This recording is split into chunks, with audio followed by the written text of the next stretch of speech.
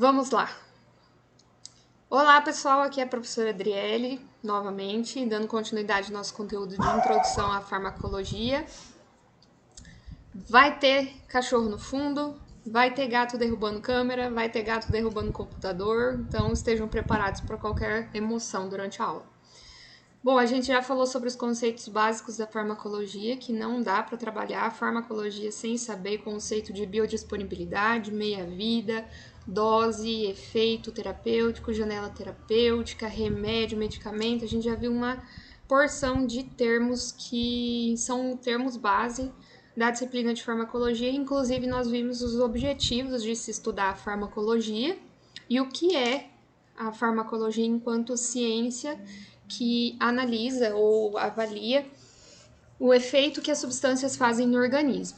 Então, começando a falar agora sobre farmacocinética, que é uma das duas grandes divisões da farmacologia, que é a farmacocinética e a farmacodinâmica. Na farmacocinética, nós vamos ver o trajeto que um fármaco ou um medicamento faz no organismo humano. Então, nós vamos falar de absorção, nós vamos falar de distribuição, metabolização e excreção. Lembra que eu falei que todo medicamento ele vai entrar no organismo, vai fazer o efeito, que nós esperamos que seja efeito terapêutico, e em algum momento ele vai ser distribuído para todo o organismo e vai ser excretado ao final. Então vamos lá ver essas fases. Então, como eu comentei com vocês, um fármaco para fazer efeito no organismo, ele precisa se ligar a um receptor. Então, não são os receptores que se adaptam às moléculas dos fármacos, são os fármacos que são produzidos conforme os receptores do organismo humano. Então, lembrando dessa frase que eu já citei para vocês, um fármaco não agirá a menos que esteja ligado. O que quer dizer? Que ele precisa que alguém receba, deixa eu passar aqui, que alguém receba a molécula do fármaco no organismo, faça o encaixe, atravesse a membrana plasmática das células e seja metabolizado. Então, para acontecer esse processo, ele precisa ter um receptor.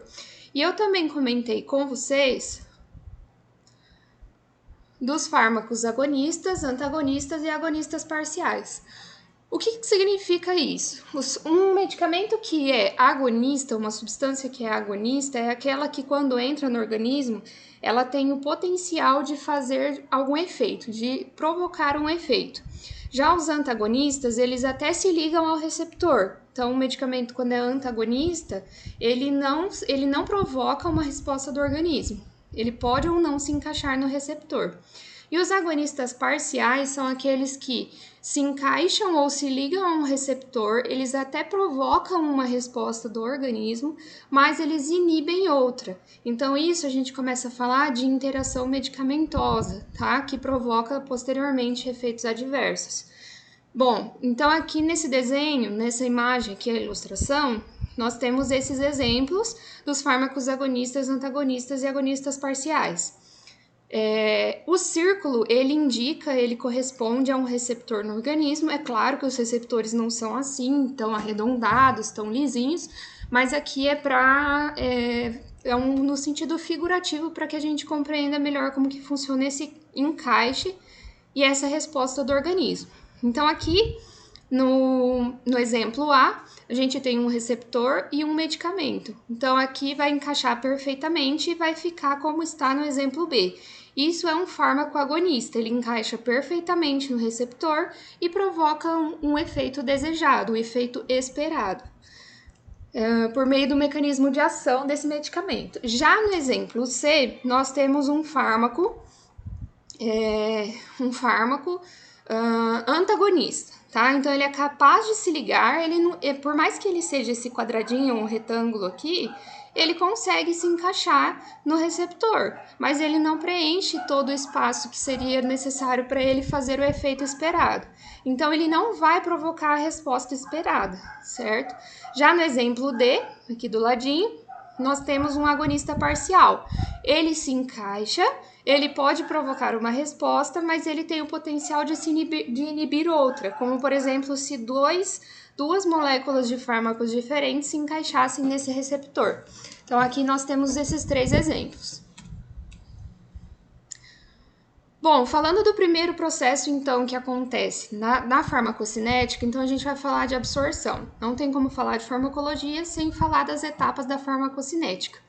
A absorção nada mais é do que a passagem do fármaco no local de que foi administrado, independente do local de administração, para o plasma sanguíneo.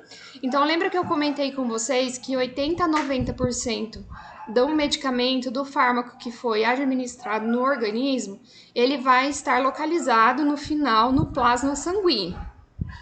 O que significa isso? Quando a gente precisa dosar a taxa desse medicamento no organismo humano depois que foi administrado, essa dosagem ela tem que ser feita por meio do plasma sanguíneo e não do sangue propriamente dito. Bom, se a absorção é a passagem do fármaco até o plasma, vocês concordam comigo quando a gente começa a pensar em via de administração, que é um fator, é o primeiro e principal fator que influencia na absorção? Quando a gente fala de via de administração endovenosa, a gente está falando de uma absorção que é inibida, ou seja, quando a gente coloca 100% do medicamento direto na corrente sanguínea, não passa pelo processo de absorção, tá? Então, primeira coisa, medicamento administrado por via endovenosa, ou seja, na corrente sanguínea, não tem processo de absorção, porque você já está introduzindo no local que é o final. Diferente, por exemplo, de uma medicação que é administrada via intramuscular, que vai precisar ser absorvida pelos tecidos, vai ter os capilares sanguíneos que vão recolher as moléculas, né, os grânulos dessa medicação e vão depositar na corrente sanguínea.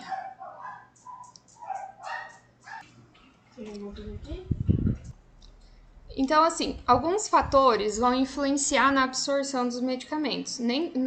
Não são todos os medicamentos que vão ser absorvidos na mesma quantidade e da mesma forma em qualquer organismo. Os 3 principais fatores, eu coloquei aqui em negrito, que influenciam na absorção de um medicamento são a via que esse medicamento é administrado, o fluxo sanguíneo disponível no local de administração ou na circulação do organismo, e o peso ou tamanho molecular desse fármaco. Esses são os 3 principais. Por quê? Quanto mais, em relação à via de administração, quanto mais vascularizado o tecido, o local que for administrado, maior vai ser a possibilidade de absorção. A mesma coisa é o fluxo sanguíneo. Então, se o local é mais vascularizado, ele conta com um fluxo sanguíneo maior. Então, ele tem um maior potencial de absorção.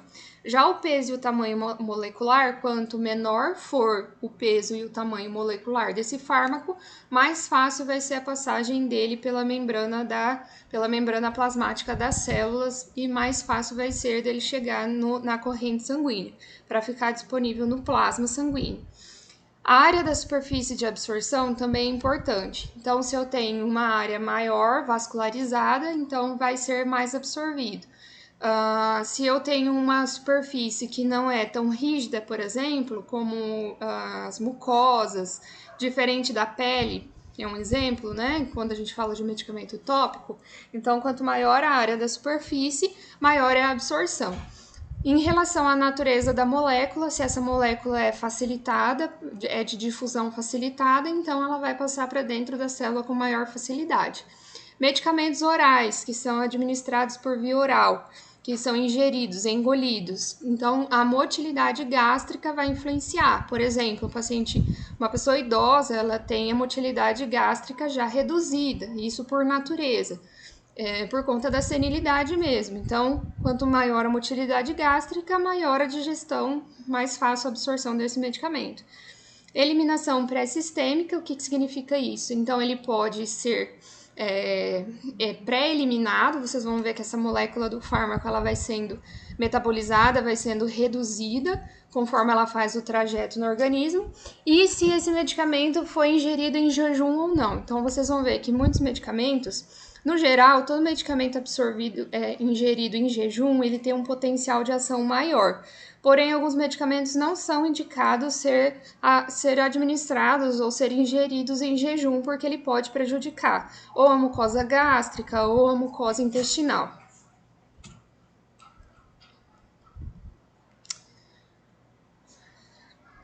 Bom, então, o que vai determinar a concentração do fármaco em uma determinada região corporal vai ser,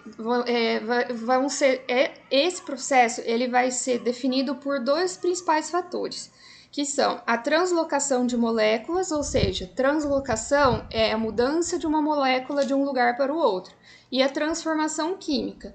Então, enquanto a translocação só muda o formato, tamanho e o local, a transformação química não, ela vai agir na molécula desse medicamento, metabolizando, transformando ou quebrando esse medicamento para que facilite a absorção do fármaco em uma determinada região corporal. De um modo geral, o movimento do fármaco vai ocorrer pelo fluxo de massa molecular, ou seja, o fluxo do meio mais concentrado, ou seja, onde tem maior quantidade da molécula do medicamento, para o meio menos concentrado, pensando na concentração de medicamento, concentração de fármaco. Então, por exemplo, se eu tomo uma cápsula de vitamina efervescente de vitamina C, então, eu estou colocando uma dose grande de vitamina C maior do que eu tenho disponível no meu organismo. Então, a tendência é que essa vitamina seja metabolizada e seja absorvida. E esse processo ele vai tender a acontecer naturalmente. Então, se eu estou ingerindo, o organismo entende que ele precisa puxar, vamos dizer assim, para dentro da célula. Então, esse processo de entrar na célula, do meio externo para o meio interno, considerando a concentração, é o que a gente chama de difusão. Como eu falei para vocês, esse fármaco ele só vai agir, por mais que ele entre na corrente sanguínea, ele só vai fazer o potencial de ação dele e fazer o efeito esperado, ou o que a gente chama de efeito terapêutico, se ele se ligar a uma proteína, ou seja, se ele se ligar a um receptor. Esse receptor geralmente são enzimas, esses receptores são enzimas que ficam disponíveis no organismo humano. Lembra que eu falei para vocês que algumas pessoas, uma parcela da população pode ter deficiência em certos receptores de medicamentos. Então, tem vários receptores na corrente sanguínea que são capazes de aderir, de agregar na molécula dos fármacos para fazer efeito. Mas o que eu gostaria que vocês guardassem e lembrassem que a albumina é o principal delas. Então, a albumina ela tem esse formato molecular a nível microscópico, então a gente não consegue ver, mesmo no microscópio óptico, a gente não consegue ver essa célula dessa forma, somente no microscópio eletrônico. E aqui é a molécula do fármaco que é recebido na corrente sanguínea que vai se ligar. Logo mais vai ter um vídeo que vai ficar mais fácil de entender. Então, assim, uma parcela desse medicamento, quando até chegar na corrente sanguínea, pode ser perdida. Então, em geral, a gente não considera 100% de biodisponibilidade, mas a maioria dos fármacos, principalmente administrados por via endovenosa, a gente pode considerar acima de 90%. Já os fármacos que são administrados por outras vias, vocês concordam comigo, eu imagino que até ele atravessar todos os tecidos e fazer todos os processos de metabolização, biotransformação, até ele chegar na corrente sanguínea, ele não vai chegar a 100%.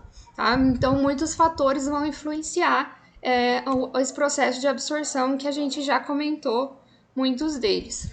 Sobre a albumina, a nível de DNA, ela tem essa carinha aqui, essa estrutura, tá? Então, ela é capaz de receber várias moléculas de fármacos diferentes. Então, ela é a principal enzima do soro humano que é capaz de se ligar aos fármacos para fazer efeito, certo? Ela tem uma tendência a se ligar mais a fármacos ácidos e a quantidade de albumina que contém no soro humano, ela vai influenciar na distribuição e velocidade de eliminação. É a proteína mais abundante no plasma sanguíneo humano e constitui cerca da metade da proteína sérica, e ela é produzida no fígado. Qual a importância disso? 99% dos medicamentos são metabolizados por enzimas hepáticas, ou seja, enzimas produzidas pelo fígado. Então, vocês vão ouvir bastante que pessoas que têm comprometimento hepático, alguma doença hepática, insuficiência hepática ou outra condição, cirrose ou qualquer outra condição que prejudique a função do fígado, precisa ter a dose, provavelmente vai precisar ter a dose de qualquer tipo de fármaco controlada, ou seja, vai precisar ajustar essa dose para essa pessoa. Em contrapartida, outros medicamentos, outros fármacos podem prejudicar, podem causar essa insuficiência hepática, principalmente aguda, por conta da administração de uma dose muito alta ou vários medicamentos ao mesmo tempo. Ou tem medicamentos como o paracetamol, por exemplo, ele já é por natureza agressor do fígado, tá? Então a gente precisa ter essa consideração em relação à produção de albumina. Então a pessoa que tem comprometimento hepático, ela pode ter comprometimento na síntese da albumina. Então ela pode ter menor quantidade de albumina e precisa da dose medicamentosa ajustada. Então agora a gente vai ver quais são os mecanismos que fazem essa absorção desse medicamento. Como eu comentei, o principal mecanismo de absorção é a difusão passiva, ou seja, a translocação das moléculas do meio extracelular, como vocês podem ver aqui no primeiro exemplo, para o meio intracelular por conta da concentração. Então, eu tenho mais molécula de fármaco fora da célula do que dentro da célula daquele componente medicamentoso. Então, a tendência natural é de que essas moléculas passem para dentro da célula de forma passiva, sem gasto de energia, certo? Algumas outras moléculas, elas podem ter uma passagem um pouco mais dificultada, vamos dizer assim. Por exemplo, moléculas que são maiores ou moléculas que são hidrossolúveis e não são tão lipossolúveis, lembrando que a membrana plasmática é feita de uma camada lipídica e uma camada proteica. Então, fármacos hidrossolúveis, eles têm uma difusão um pouco mais dificultada. Pode ser que ele precise gastar energia para passar dentro da célula. Outras moléculas podem ter a difusão facilitada, tá? Então, a difusão facilitada é quando a gente tem um receptor na membrana plasmática, geralmente uma proteína, e esse receptor, ele transloca, então ele carrega essas moléculas para dentro da célula. E a gente tem também o transporte ativo, que é o transporte com gasto de energia, né? Então, ele precisa de um encaixe, ele precisa receber essa molécula e colocar para dentro. Eu faço sempre a alusão à comparação, como eu já fiz para vocês, quando a gente recebe uma visita, ou então quando a gente é a visita. Então, quando a gente recebe uma visita que a gente gosta muito, que a gente estava esperando, que já foi combinado, fica tudo muito fácil. A pessoa chega, ela entra, não tem gasto de energia. Quando a gente recebe uma visita, então isso seria difusão passiva. Quando a gente recebe uma visita que a gente até gosta e tudo mais, mas não estava planejada e não tinha horário marcado e tudo mais. Então a gente vai colocar essa visita para dentro de casa, mas vai ter um certo gasto de energia, vai ter um pequeno estresse aí, né? Aqui a difusão facilitada é quando, por mais que você, independente se você gosta ou não da pessoa que foi te visitar, então por mais que você não tenha afinidade, tenha tanta afinidade assim, até conhece e tudo mais, mas você precisa colocar para dentro da sua casa, vamos supor numa situação de proteção, então você vai abrir as portas e vai colocar, você vai facilitar a entrada dessa pessoa na sua casa, bem? Agora, quando a visita era esperada, mas ela chegou com muita gente, você não estava esperando, a sua casa não é tão grande, você não estava preparado, então você vai colocar as pessoas para dentro, você não vai mandar elas embora, mas você vai colocá-las para dentro, só que vai dificultar um pouco, porque você vai gastar energia, arrumar seus móveis, arrumar um lugar para essa pessoa ficar e tudo mais. Isso é o transporte ativo, ou o que a gente chama de difusão ativa com gasto de energia, certo? Então, vamos lá. A difusão passiva de hidrossolúveis não é a principal forma de absorção, porque a maioria dos fármacos são lipossolúveis, mas a difusão passiva por si só, ela é o principal mecanismo de absorção. Então, a grande maioria dos fármacos, são absorvidos por difusão passiva por conta do gradiente de concentração que eu já comentei, já repeti. Então, ele vai do meio mais concentrado para o meio menos concentrado, que é dentro da célula. Aqui na primeira imagem, vocês têm uma representação, uma foto real da mucosa gástrica, isso aqui a gente chama de lúmen, tudo que tem uma passagem oca a gente chama de lúmen, tá? Então, aqui a gente tem o lúmen do intestino. Olhando mais de perto, a gente tem as microvilosidades do intestino. Então, olhando a nível microscópico, seria esse aqui, o lúmen intestinal, essa terceira imagem aqui. O que a gente tem? A gente tem as microvilosidades extremamente ampliadas, que a gente não vê a olho nu, tá? Aqui em amarelo nós temos o nervo, então vocês podem ver que se cada microvilosidade dessa conta com um nervo, um feixe de nervo, como a gente pode ver aqui do lado, então imagina que aqui é uma região extremamente inervada. Assim como a gente pode ver aqui os capilares, né, as arteríolas, que são os capilares bem fininhos em vermelho, e as vênulas, que são os vasos em azul. E esses capilares, vocês podem ver que eles se abraçam aqui, se entrelaçam, então é uma região extremamente vascularizada, por isso que a grande maioria dos medicamentos administrados por via oral são absorvidos nas microvilosidades do intestino. Ao contrário do que muitos pensam, que quando a gente toma um medicamento, a gente ingere um comprimido ou um xarope, por exemplo, ele vai ser absorvido no estômago. Não é, o estômago não tem capacidade de absorção, tá? O estômago, inclusive, ele tem capacidade potencial de destruição por conta do ácido gástrico. Por isso que o que envolve esse medicamento, ele precisa ser resistente para chegar no intestino e ser absorvido no intestino. Medicamento oral não é absorvido no estômago, e sim no intestino, tá? A difusão passiva de lipossolúveis é a principal forma de absorção. Lembra que eu comentei com vocês? Então, aqui a gente tem uma representação, uma ilustração da membrana plasmática. Então, a gente vai ter uma dupla camada lipídica e uma camada proteica, que é o que está aqui em amarelo. Tirando essa camada aqui, além dessa camada, a gente vai ter uma proteína de canal, que é o que faz a transporte, a translocação de moléculas. Nós vamos ter glicoproteínas, vamos ter moléculas grandes de carboidrato, vamos ter colesterol, vamos ter uma série de elementos aqui compondo a membrana plasmática.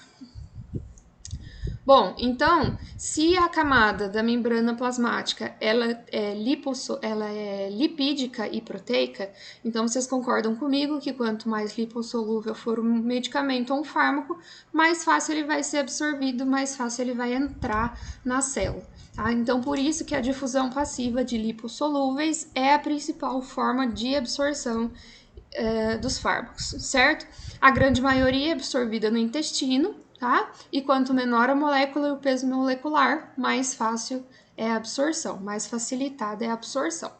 Bom, repetindo aqui, a lipossolubilidade e o tamanho molecular são os principais fatores que vão determinar a taxa de difusão passiva através da membrana.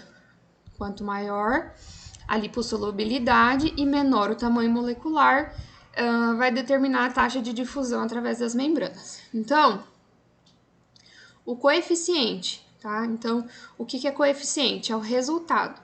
O resultado da concentração de lipídio e água, ou seja, quanto maior a parcela de lipídio, menor a parcela de água, vai determinar a capacidade do medicamento de sofrer difusão através das membranas. Aqui, novamente, nós temos as microvilosidades do intestino,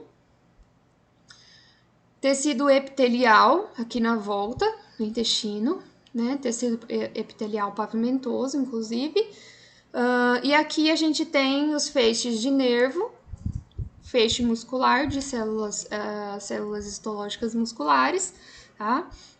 Aqui no invólucro é mucosa, então é fácil a absorção, a gente não tem nenhuma camada de queratina, a absorção ela é facilitada, e aqui arteríolas e vênulas, certo? Lembrando que as arteríolas elas trazem sangue rico em oxigênio para oxigenar os tecidos, e as vênulas resgatam, né, ou levam o sangue com maior quantidade de dióxido de carbono para para ser circulada na corrente sanguínea. Aqui em branco, essas partículas, esses pozinhos, esses pontinhos brancos aqui, são os grânulos dos medicamentos, né? Quando ele é quebrado aqui, né? Ele é dissolvido aqui no intestino e é absorvido pela microvilosidade, tá? Por meio dessa absorção, vai para a corrente sanguínea até atingir a concentração ou pico máximo, e aí a gente consegue medir a biodisponibilidade desse fármaco na corrente sanguínea por meio do soro humano. Bom, aqui tem duas imagens que a gente consegue ver muito claramente como que funciona isso e o que diferencia, né? Como que a gente tem essa diferença tão grande de absorção de um fármaco em diferentes tecidos. Bom, aqui à esquerda a gente tem uma imagem histológica ampliada em 100 vezes, ou seja, quando a gente fala 100 vezes, tem que fazer 100 vezes 100, então 1000 vezes, se eu não me engano, é farmacologia, né, gente? Não é matemática. Enfim, extremamente ampliado, tá? Mas assim, a lente é 100 vezes, então no microscópio óptico a gente consegue observar o quê? Em uma pele fina normal, ou seja, pele do rosto, pele da palma das mãos, quando não tá assim muito grossa de trabalho, ou pele da barriga, esse tipo de pele, ele vai ter uma camada de queratina, que é a camada mais externa, tem a camada de tecido epitelial mais abaixo, tá? Lâmina basal aqui no meio, que é onde começa a formação das células, certo? Lâmina basal. A gente tem abaixo do tecido epitelial tecido conjuntivo, nesse caso aqui tecido conjuntivo frouxo, tá? Não é tecido conjuntivo modelado, como tem em alguns tipos de musculatura, vocês podem ver que ele tá todo tortuosinho. E abaixo a gente tem aqui camada de célula adiposa, tá? Bom, vamos comparar então com a imagem aqui com a imagem histológica da pele grossa. Onde que a gente tem pele grossa? Calcanhar, dorso das mãos, aquela mão calejada de trabalho, todos os lugares de proeminências ósseas onde a pele está mais ressecada, então a gente vai ter essa camada maior e mais ressecada de queratina, tá? Então, tem um exemplo muito bom para a gente compreender aqui. Quem já fez o teste de pegar lidocaína, gel, que é aquela pomadinha transparente que é anestésica, se você passar aquela pomada aqui no dorso da mão, ela não vai fazer praticamente nenhum efeito. Por quê? Porque a camada de queratina aqui da pele, ela vai dificultar a absorção. E aí, lembrando que em tecido epitelial, a gente não tem vascularização. O tecido conjuntivo que é vascularizado, tá? Então, aqui vocês podem ver na pele grossa, por exemplo, a camada de queratina, ela é mais espessa, ela é mais seca, mais ressecada, que a gente tem a lâmina basal, tá? Aqui, tecido epitelial também, aqui células mais novas, né? Células mais velhas. E aqui abaixo a gente vai ter tecido conjuntivo. Então, se o tecido epitelial não é vascularizado e a absorção dos fármacos é por meio da corrente sanguínea, vocês concordam comigo que na pele grossa a absorção ela é mais difícil.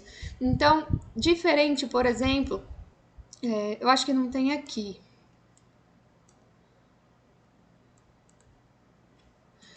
Não tem aqui. Mas, por exemplo, se você pegar a mesma lidocaína em gel que você testou, passar em cima aqui no dorso da mão e passar na ponta da língua, a ponta da sua língua ela vai adormecer na hora. Por quê? Porque é um tecido mucoso que não tem queratina, tá? É direto tecido epitelial, atravessa facilmente a barreira do tecido epitelial até atingir o tecido conjuntivo, que é extremamente vascularizado. E na pele grossa, não, diferente, tá? Na pele fina normal também vai acontecer esse processo de dificuldade de absorver. Por isso que a gente fala que quando for usar medicamento tópico, no caso os géis, as pomadas, tem que esfregar bastante, tem que friccionar bastante na pele até absorver. Porque nessa absorção, até atravessar os tecidos para chegar na corrente sanguínea, vai perder medicamento. Então, ele não vai chegar a 100% na corrente sanguínea, tá? E por isso que medicamentos tópicos, medicamentos administrados localmente, principalmente sobre a pele, ele vai fazer um efeito limitado, né? Vai fazer o efeito ali ou na região que você passou. Então, por exemplo, num caso de reação alérgica, né? Então, vamos supor que alguém foi picado por um inseto e está fazendo uma reação alérgica. Se essa reação é somente em um local da pele, aí você pode passar um antialérgico naquele local. Agora, se a inflamação ela se dissipa e toma conta do corpo inteiro, e aí começa a aparecer lesões em outras regiões da pele, não tem como. A medicação ela precisa ser sistêmica, ou seja, precisa ir direto na corrente sanguínea ou pelo menos intramuscular, para fazer uma absorção para todo o corpo, porque senão o efeito local ali não vai atingir as outras lesões. Tá? Então, essa é a diferença e é por isso que são esses fatores que influenciam nos tipos de absorção. Então, no tecido, vamos passar aqui. No tecido intestinal, então, que é um tecido mucoso, então aqui tem a ampliação, né? Então, a gente tem aqui o lumen intestinal, como eu falei para vocês. Aí, ampliando, nós temos as vilosidades primeiro, né? Epitélio, a gente tem as linfas, tem nervos, tem arteríolas, tem vênulas. E ampliando, a gente tem aqui as células epiteliais e as microvilosidades. Então, o que a gente vê primeiro não são as microvilosidades, são as vilosidades. Então, aqui a gente tem uma imagem, um corte histológico do intestino, ampliado 40 vezes, e aqui eu já vou passar para 100 vezes. Então, a mesma coisa. Como vocês veem aqui, ó, aqui era a pele. Essa camada externa de queratina não tem nas vilosidades. Então, ele já começa direto no tecido epitelial, tá? Então, o tecido, por isso que o tecido mucoso, ele tem uma alta absorção, por isso que a grande maioria dos medicamentos são absorvidos pelo intestino, tá? Exceto os medicamentos que têm ação direta sobre a parede do estômago, né? Por exemplo, um protetor gástrico, um neutralizador do ácido. Aí esses medicamentos são exceções, mas a maioria dos medicamentos são absorvidos aqui no intestino. Por conta disso, como não tem a queratina, ele atravessa o tecido epitelial, que não é vascularizado, que é esse aqui de fora, né? E atinge o tecido conjuntivo. Então, essas bolinhas roxas que vocês veem aqui são os núcleos das células do tecido conjuntivo. E o que está mais rosinha, mais em vermelho, são vasos sanguíneos. Então, é basicamente formado por vasos sanguíneos. Aqui dentro a gente ainda tem os feixes de nervos, tem o tecido linfático e tem outras estruturas, tá? Mas o que importa aqui, principalmente para a gente compreender a absorção, é a vascularização do tecido conjuntivo, que é o que está aqui dentro. Aqui, células, núcleos, células epiteliais, núcleos, células novas, células mais velhas na base. E aí a gente percebe a ausência da queratina. Bom, então, como eu comentei com vocês, para a gente ter o efeito esperado, a gente precisa que o medicamento se ligue à proteína ou à enzima específica, tá? Para aquela que ele foi produzido. Lembrando que não é o organismo que produz a enzima para o fármaco, é o contrário, é o fármaco que precisa ser produzido para se ligar à proteína que já está no organismo. E para ele ter a fração que está livre, né, é essa fração que vai se ligar a produzir efeito, ser metabolizada e excretada. Esses são os pontos, o ciclo da farmacocinética, né? Então, ser absorvido, ser metabolizado e ser excretado. Geralmente, a ligação dos fármacos, eles são inespecíficos. O que significa isso? Aqui. Por que a maioria geralmente os fármacos eles têm ligação inespecífica? Porque pode acontecer de um fármaco se ligar a outro receptor, né? Então pode ser que mais de um receptor receba aquela molécula do fármaco, mas isso ele pode produzir efeito, espera-se que ele produza um efeito terapêutico, certo? Mas pode ser que isso não aconteça, tá?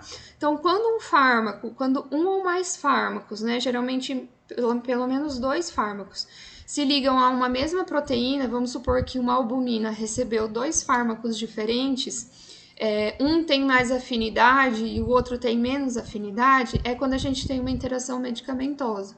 Tá? Então, o estudo da interação medicamentosa começa por aí, compreendendo como que o medicamento ele se liga a uma enzima e como o outro tem a capacidade de deslocar o outro fármaco. Então, lembra que eu falei para vocês dos agonistas e antagonistas, tá? Então, se um fármaco que não era para ser ligado naquela proteína se ligar e deslocar o outro, a gente tem interação medicamentosa. E a interação medicamentosa é o contrário do que a gente espera, que é o efeito terapêutico. Bom, sendo absorvido o fármaco, independente da via de administração, independente da vascularização, vamos seguir o passo, seguir a ideia de que ele foi absorvido. Depois que ele é absorvido, independente da porcentagem da biodisponibilidade que ele está na corrente sanguínea, esse fármaco ele precisa ser biotransformado, metabolizado e distribuído para o organismo. Então, tem uma pergunta que sempre surge nessa hora. Como o medicamento sabe qual é o local que ele precisa agir? Vamos supor, um exemplo. Eu tô com dor aqui no meu braço, meu antebraço esquerdo, né? Não sei o que aconteceu. Pode ser que eu tenha ido jogar um vôlei, distendir uma musculatura, mas não sei, não tenho certeza. Eu sei que eu tô com dor aqui no antebraço esquerdo. Aí eu vou lá e tomo um anti-inflamatório, né? Um anti-inflamatório não esteroide, que não é um corticoide. Por exemplo, um ibuprofeno. Vou tomar um anti-inflamatório para ver se melhora essa dor aqui. Como que esse medicamento que eu engoli vai descer pelo esôfago, chegar no estômago, não ser destruído pelo ácido clorídrico, descer para o intestino, ser quebrado em pequenas parcelas, pequenas partículas, minúsculas partículas, para atravessar a microvilosidade do intestino, para ser biotransformado no fígado, para voltar para a circulação e fazer o efeito e chegar aqui no meu antebraço.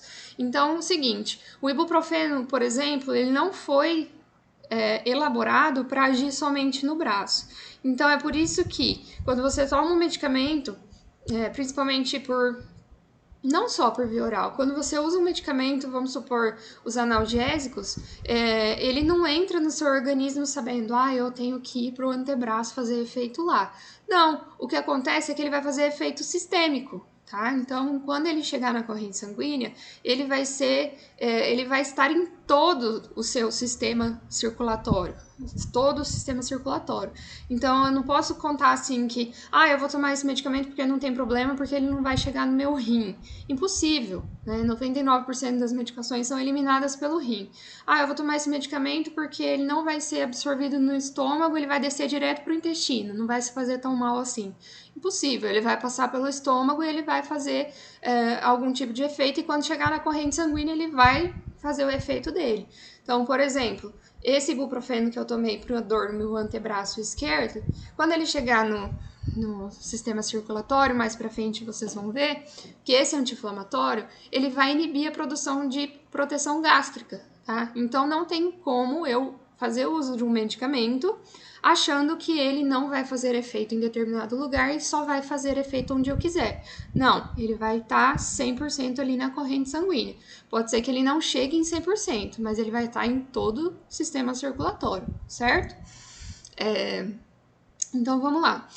Para esse fármaco que chegou na minha corrente sanguínea ser biotransformado, né, metabolizado, ele vai ter que passar pelo fígado. Por quê? Porque é o fígado que produz as enzimas hepáticas que quebram as moléculas e que também tem a capacidade de transformar essas moléculas caso seja preciso, certo? Então, é no fígado que vai ter o potencial de transformar essa substância em outra que facilite tanto a metabolização, a circulação, quanto a eliminação. Um fármaco, ele não pode sair, dificilmente, né? Não é que ele não pode, dificilmente ele vai sair da forma que ele entrou no organismo, tá? Provavelmente ele vai sair em forma de metabólito. O que é um metabólito? É um produto da quebra da molécula do fármaco pelo fígado. Tá? Então, essa molécula entra no organismo, vai pelo sistema da veia porta, tá? Por meio da corrente sanguínea até o fígado, e lá as enzimas hepáticas vão quebrar e transformar em metabólitos, certo? Então, o fígado ele tem a capacidade de reduzir a molécula de tamanho e também transformar quimicamente essa molécula. Então, existem duas fases de biotransformação ou metabolização. A primeira é a fase onde a molécula vai ser oxidada, reduzida e vai sofrer hidrólise. Voltando aqui, então a fase 1 é a fase onde o fármaco vai ser oxidado, reduzido e hidrolisado. O que significa isso? Ele vai se tornar mais polar para quê?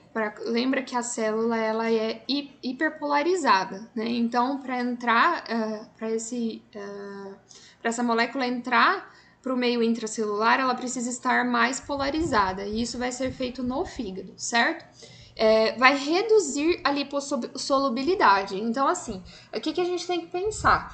Que depois de ser absorvido, esse fármaco ele vai passar para o fígado para ser metabolizado, transformado, porque o objetivo final é eliminar essa substância. E por onde que ela vai ser eliminada? Pelos rins. Tá? Então, o que os rins, qual é o produto maior que os rins trabalham? Com líquido, né? Então, é lá nos processos renais, lá no contexto renal, que essas substâncias, essas moléculas, elas vão ser eliminadas. E precisa ser eliminadas, porque se ela ficar circulante no organismo, ela vai fazer uma tolerância. Então, esse não é o objetivo. Então, lembra que a gente falou de meia-vida, que é o tempo que leva para um fármaco ser eliminado do organismo? Então, é isso que a gente precisa pensar, que se ele vai ser eliminado em 50% da sua quantidade em determinado período de tempo, em um tratamento contínuo, eu preciso considerar esse tempo para fazer o uso da próxima medicação, independente da via de administração que for, tá? Mas como que um medicamento administrado por via endovenosa, que é líquido, ele é lipossolúvel e ainda vai passar pelo fígado? Porque a gente não consegue ver a olho nu, tá? Então, lembra quando a gente pega, vocês vão trabalhar bastante com isso, mas quando a gente pega uma ampola de um medicamento, a gente acha que ele tá naquela forma líquida e daquela forma ele vai ser eliminado. Mas não, ele vai ser biotransformado, ele vai passar pelo fígado, ele vai fazer efeitos sistêmicos, tá? Efeito sistêmico que significa que é no organismo inteiro, para depois ele ser eliminado pelos rins. Então aqui a gente passa por um outro ponto importante de ressaltar. Se para ser biotransformado, metabolizado, a gente precisa considerar a capacidade hepática, a capacidade do fígado da pessoa que está recebendo aquele medicamento, quando a gente pensa na excreção, que é renal principalmente, a gente precisa pensar na função renal também. Então, dificilmente uma pessoa que tem comprometimento renal ou comprometimento hepático, ele tenha só essa condição. Então, geralmente nós encontramos pessoas, por exemplo, que têm uma hipertensão associada a uma insuficiência renal crônica. Então, geralmente são quadros que já vêm, são combos, né? Então, é um idoso, magro, hipertenso, diabético e tem insuficiência renal. Por quê? Porque os sistemas são interligados, então é muito fácil a gente encontrar, é muito comum, né, a gente encontrar uma pessoa com essas condições associadas. E nesses casos, a gente precisa ver se tem que fazer ajuste de dose, tá? Não se esqueçam disso, gravem esse termo, ajuste de dose ou ajuste posológico. Então, quando a gente pega a bula, principalmente bula profissional dos medicamentos, que eu sempre recomendo, vai estar lá contraindicações, né? Então vai ter as contraindicações específicas, geralmente vai ter lá hipersensibilidade, e aí vai ter as contraindicações específicas, paciente idoso, paciente criança, gestante, lactante, né? Então vai ter essas contraindicações ou vai ter essas recomendações e a gente precisa ter certeza se a gente está administrando da forma correta e a quantidade correta daquele medicamento, certo? Então, nessa fase 1, é isso que vai acontecer. O fígado começa a preparar a molécula do medicamento para eliminar de forma por meio da excreção renal, tá? Então, 90%, 99% da excreção ela é feita pelos rins. Na fase 2 da biotransformação, as enzimas hepáticas elas vão transformar o fármaco em um metabólito mais polar. Por quê? Quanto maior a polaridade, mais fácil de agregar, de introduzir no meio intracelular, tá? E o resultado dessa conversão do metabólito polarizado, do fármaco polarizado, é o que a gente vai chamar de metabólito, tá? Então, o metabólito é o produto resultado da metabolização de uma molécula ou substância pelas enzimas hepáticas, tá? Se o fígado não tiver essa capacidade, então a concentração do medicamento vai ser alta e vai sobrecarregar os rins, tá? E aí a gente pode provocar uma insuficiência renal aguda, certo? Eu coloquei aqui o citocromo P450 porque é a família das enzimas hepáticas capazes de metabolizar a grande maioria dos medicamentos. E existe uma determinada parcela de pessoas da população em geral que tem baixa produção dessa família de citocromos P450, certo? E aí, como que a gente descobre isso? Se a pessoa tem essa produção dificultada? Sabendo que em ocasiões onde essa pessoa não está conseguindo, não está fazendo a eliminação dos medicamentos corretos. Então, geralmente é como uma hipersensibilidade ou uma reação alérgica. A gente sabe quando acontece. Por isso, a grande responsabilidade de administrar medicamentos, certo? Ó, mas lembrem disso. Lembrem o conceito de metabólito, tá? E lembrem a fase 1 e a fase 2 da metabolização dos fármacos pelo fígado, que é o preparo, né? Que é a redução dessas moléculas para serem eliminadas lá na frente pelos rins.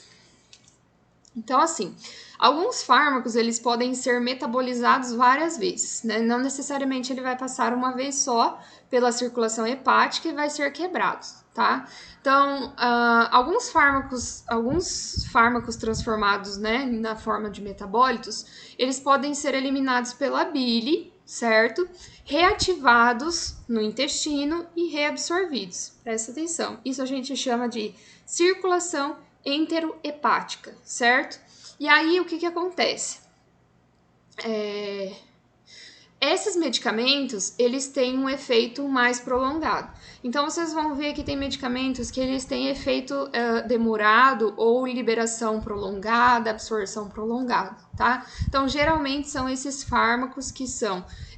lembra lá no finalzinho da porção do intestino, quando o alimento, tudo que a gente ingere, ativa, né, a liberação, a ejeção de bile pelo fígado, a bile que fica armazenada na vesícula, isso. E aí, esse fármaco, essas moléculas, elas voltam para o intestino e são reabsorvidos. Isso é circulação enterohepática. Então, a gente tem uma ação mais prolongada ali desse medicamento, certo? Já no que nós chamamos de metabolismo de primeira passagem, as drogas administradas por via oral, elas vão ser rapidamente, fortemente eliminadas pelo fígado, o que diminui a biodisponibilidade. Então, antes de chegar na corrente sanguínea, esse medicamento ele é quebrado e hidrolisado e oxidado. Então, ele reduz, uma parte é eliminada e aí a outra parte somente vai ser absorvida. Quando isso acontece, precisa administrar uma dose maior do medicamento, tá?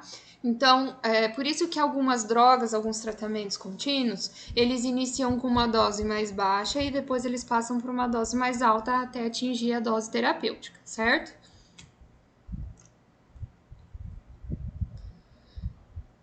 Então, para a gente reforçar e lembrar, Fatores que afetam a conversão de fármacos em metabólitos, ou seja, fatores que influenciam na metabolização das drogas e dos fármacos administrados.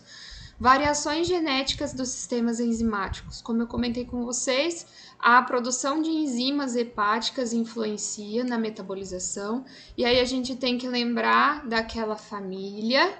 Vou voltar aqui.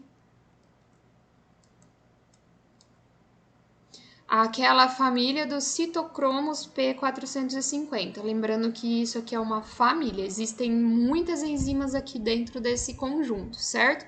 Então, variações genéticas dos sistemas enzimáticos, uso concomitante de outros agentes, incluindo drogas lícitas e ilícitas, principalmente o álcool, tá? Então, o uso concomitante de outros agentes vai influenciar. A exposição a poluentes ambientais, principalmente agrotóxicos, isso influencia na metabolização hepática.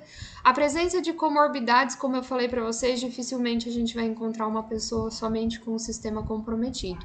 Principalmente quando esse sistema primário que está comprometido é o sistema cardiovascular, então outros órgãos e outros sistemas eles vão sofrer também, certo? Então, quando existe essa presença de comorbidade, diabetes, hipertensão, doença pulmonar, o que mais? Doenças, comprometimento hepático e renal, principalmente cardio, hepático e renal, essas comorbidades vão influenciar na metabolização dessas moléculas de fármaco, tá? E a idade, quanto mais avançada a idade, maior a dificuldade de metabolização. Também a gente tem que considerar as crianças, né? Então, a população com idade mais nova pode não ter desenvolvido ainda a capacidade de metabolizar algumas substâncias. Então, vocês vão ver muitos medicamentos que são contraindicados. Para crianças menores de 2 anos, para crianças menores de 12 anos, então vai depender do medicamento, tá? E lembrando que eu sempre falo, precisa avaliar também o custo-benefício. Né? Para você administrar um medicamento, o benefício tem que ser sempre maior que o custo, certo? Lembrando que qualquer medicamento que for administrado, ele vai provocar algum efeito em outros locais também, né? Então é o que a gente fala, é tomar lá, dá cá. Não tem como você administrar um medicamento sem pensar que algum sistema vai ter que trabalhar para metabolizar e para eliminar, certo? Então, lembrando que alguns vão exigir mais dos órgãos, outros vão exigir menos, mas sempre vai exigir trabalho do sistema do organismo como um todo, ok? Então, aqui por último, a gente tem uma ilustração, né, um fluxograma, um diagrama do que acontece na metabolização. Como eu falei para vocês, são duas fases, né? Então, na primeira fase, o fármaco, a molécula, ela vai ser oxidada, hidrolisada e reduzida, certo? Quando a gente fala em redução, não é só o tamanho, tá? Mas redução do peso molecular. Redução é a fração reduzida desse fármaco, dessa droga. O produto resultado dessa primeira fase de oxidação, hidrólise e redução são os metabólitos. Então, a gente vai ter dois tipos de metabólitos. Os ativos, né, que vão ser aquela metabolização que vai ser transportada para o sangue, né, com o destino final plasma sanguíneo, e os inativos, que vão entrar na segunda fase, que é a excreção dos metabólitos ativos. Bom, lembra que eu falei para vocês que aqui na segunda fase, que é a excreção dos metabólitos inativos, vai passar para a terceira fase da farmacocinética, que vai ser a excreção. Então, nós falamos a primeira, que é a absorção, né, que vai depender da via de administração, a vascularização e o tamanho do local, né, a abrangência do local, entre outros fatores também que influenciam o peso molecular, a lipossolubilidade e outros fatores que a gente citou lá atrás. A gente falou do segundo processo, do segundo mecanismo da farmacocinética, que é a metabolização ou biotransformação, são sinônimos, certo? Então, que ocorre principalmente no fígado pelas enzimas hepáticas e que também tem fatores que influenciam, como principalmente a produção dessas das enzimas hepáticas, a idade e a presença de comorbidades, esses são fatores importantes na metabolização, na transformação dos metabólitos, tá? Que vão influenciar também na reabsorção, dependendo do medicamento. E a terceira fase, que vai ser a excreção, que é principalmente por via renal, tá? Então, tudo que aconteceu agora ainda não foi para a via renal, para o sistema renal. Após a segunda fase da transformação dos metabólitos, aí sim vai transportar por meio da circulação para os rins eliminar, tá? Então, a gente vai encerrar essa primeira parte aqui na metabolização e depois a gente vai para segunda parte, que a gente vai falar de excreção renal, que é um processo também muito importante e também bastante minucioso. Beleza?